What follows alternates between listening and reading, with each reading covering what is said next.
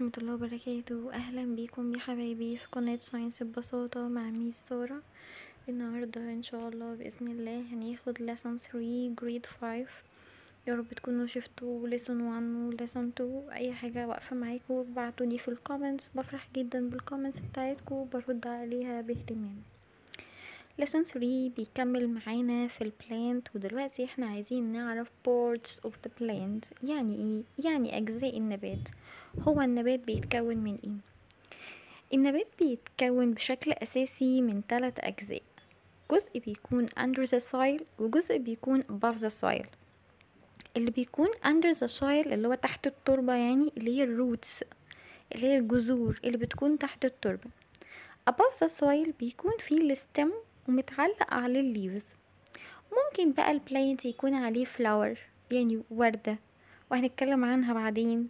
ممكن يكون عليه fruits اللي هي الثمرة، الفاكهة يعني، او الخضار اللي بيطلع على البلانت. طيب، واحدة واحدة كده عايزين نتكلم عن بورت منه.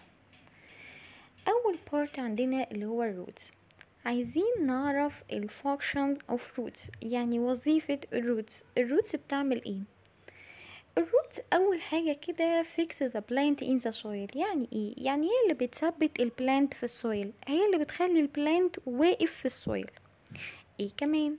قالك ان الروتس دي بتعمل absorb، يعني بتمتص الووتر والنيوترينز from the soil، بتمتص المية والعناصر الغذائية من السويل، من التربة، كأنها الشريمو مثلا بتاعته. تمام، اتكلمنا عن الكلام دوت الفيديو اللي فات. قالك كمان الروتس عندها hair like structure. يعني ايه؟ يعني عندها حاجات كده شبه الشعر، رفنعة خالص طالعة منها. بالراحة كده عشان تفهموا الموضوع ده. دلوقتي انت لو عندك كوباية عصير وبتشربها بشريمون واحد، ايه اللي هيحصل؟ هتاخد كمية معينة من العصير، صح؟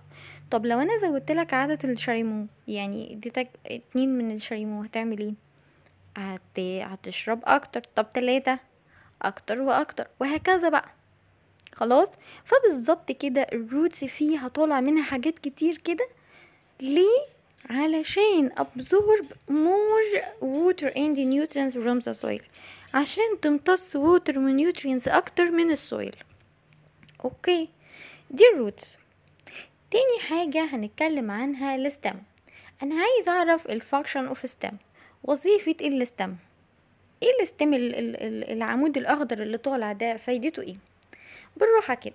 قالك ان الستم عنده نوعين من التيوبس. دلوقتي انا هتكلم عن نوع منهم بس، اللي هو الزايلم.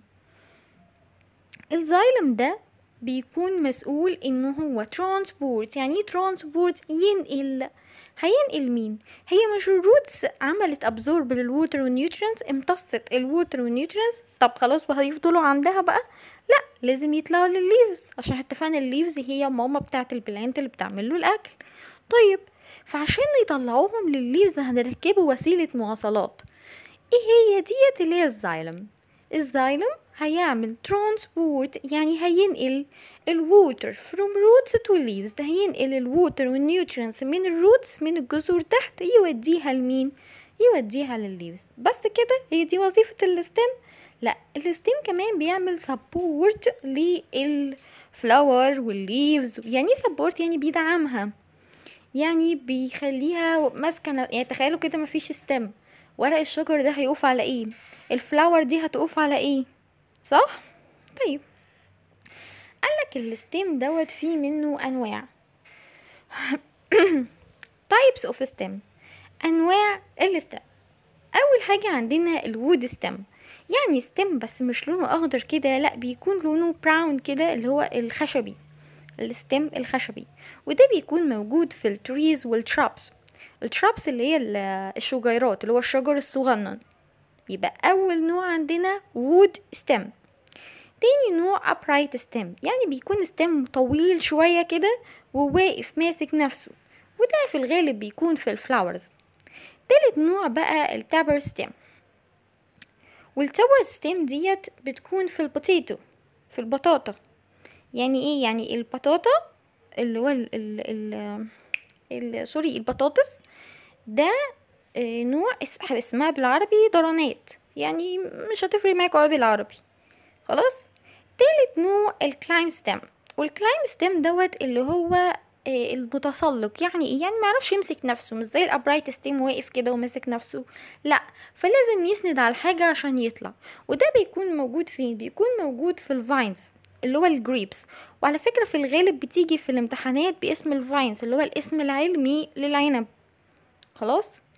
واخر نوع هو الرانر ستيم، واسمه ليه رانر ستيم؟ عشان هو مش بيطلع لفوق، لا ده بيمتد بالعرض، بعرض التربة كده. وده موجود فين؟ موجود في الاسترابري. طيب كده احنا خلصنا بارت 1 من اللسن. لو عجبكم الفيديو ما تنسوش اللايك والشير والسبسكرايب. لو مفهمتوش اي حاجة اكتبوا لي في الكومنتس، بفرح جدا بالكومنتس بتاعتكم. ان شاء الله بارت 2 هينزل قريب جدا، فعلوا بس الجرس علشان يوصل لكم الفيديوز بتاعتي اول باول. انا قسمت الدرس عشان خاطر يبقى الموضوع سهل وبسيط عليكم. هو الدرس مفهوش حاجة، بس ما تنسوش تذاكروا اول باول. مع السلامة يا حبايبي، باي باي.